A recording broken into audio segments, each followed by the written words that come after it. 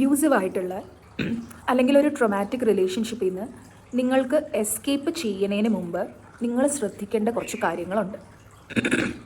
അതായത് ആദ്യം തന്നെ ഇത് ഒരു അബ്യൂസീവ് റിലേഷൻഷിപ്പാണെന്ന് അക്സെപ്റ്റ് ചെയ്യേണ്ടത് വളരെ ഇമ്പോർട്ടൻ്റ് ആണ്. ഒരു റിലേഷൻഷിപ്പ് അബ്യൂസീവ് ആണ് എന്ന് അക്സെപ്റ്റ് ചെയ്യാൻ വിക്ടിമിന് ഏറ്റവും ബുദ്ധിമുട്ടാണ്. അത് ഏറ്റവും ഡിഫിക്കൽട്ടായിട്ടുള്ള ഒരു ഫേസാണ്.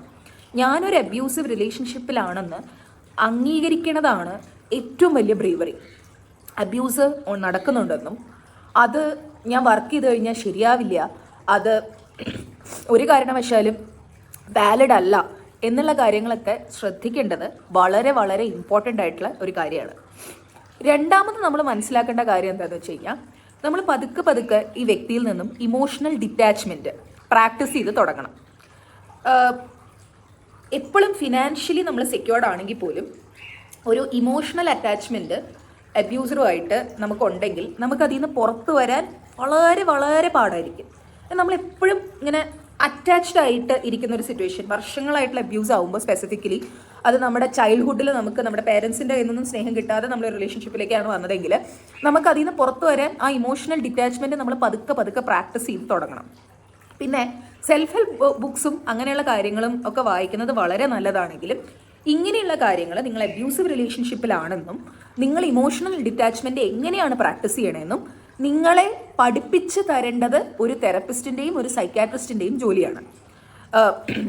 അപ്പോൾ അതൊരു മൂന്നാമത്തെ സ്റ്റെപ്പാണ്. നാലാമത്തേന്ന് പറയുന്നത്, നിങ്ങൾ ഒരിക്കലും നിങ്ങളുടെ അബ്യൂസറെ ഇമ്പൾസീവായിട്ട് ഒന്നും ആലോചിക്കാതെ കൺഫ്രണ്ട് ചെയ്യരുത്. എന്താ കാര്യം എന്ന് വെച്ച് കഴിഞ്ഞാൽ, നിങ്ങൾ ഒന്നും ആലോചിക്കാതെ നിങ്ങളുടെ അബ്യൂസറെ കൺഫ്രണ്ട് ചെയ്ത് കഴിഞ്ഞാൽ അവരെ അത് ട്രിഗർ ചെയ്യുകയും അവരിൽ വാശി ഉണ്ടാക്കുകയും അത് നിങ്ങൾക്ക് തന്നെ ബുദ്ധിമുട്ടാവുന്ന രീതിയിൽ പലതരത്തിലുള്ള ഇമ്പാക്റ്റ് ഉണ്ടാവുകയും ചെയ്യും. അപ്പോൾ വളരെ സ്മൂത്തായിട്ട് പ്ലാൻ ചെയ്ത് സ്ട്രാറ്റജിക്കലി സ്റ്റെപ്പ് ബൈ സ്റ്റെപ്പ് ആയിട്ട് വേണം നിങ്ങൾ മൂവ് ചെയ്യാനായിട്ട്. പിന്നെ കേൾക്കുമ്പോൾ തമാശയായിട്ട് തോന്നും ചിലർക്കെങ്കിലും, അബ്യൂസ് അനുഭവിക്കാത്തവർക്ക് തമാശയായിട്ട് തോന്നും, അല്ലാത്തവർക്ക് ഇത് റിലേറ്റ് ചെയ്യാൻ പറ്റും.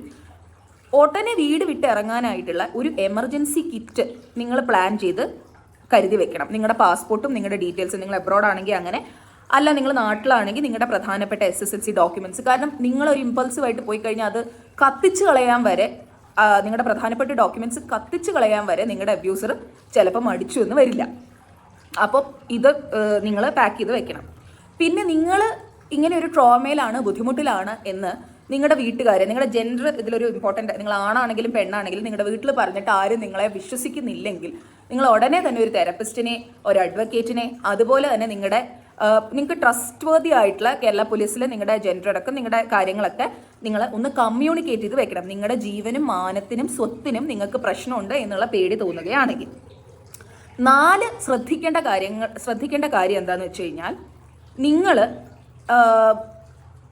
ഇതൊക്കെ പ്ലാൻ ചെയ്യുന്ന കാര്യം നിങ്ങളുടെ അബ്യൂസറായിട്ട് കോണ്ടാക്റ്റ് ഉള്ള ആരോടും കമ്മ്യൂണിക്കേറ്റ് ചെയ്യരുത്. കാരണം ഒരു തരത്തിൽ അവരിത് അറിയരുത്.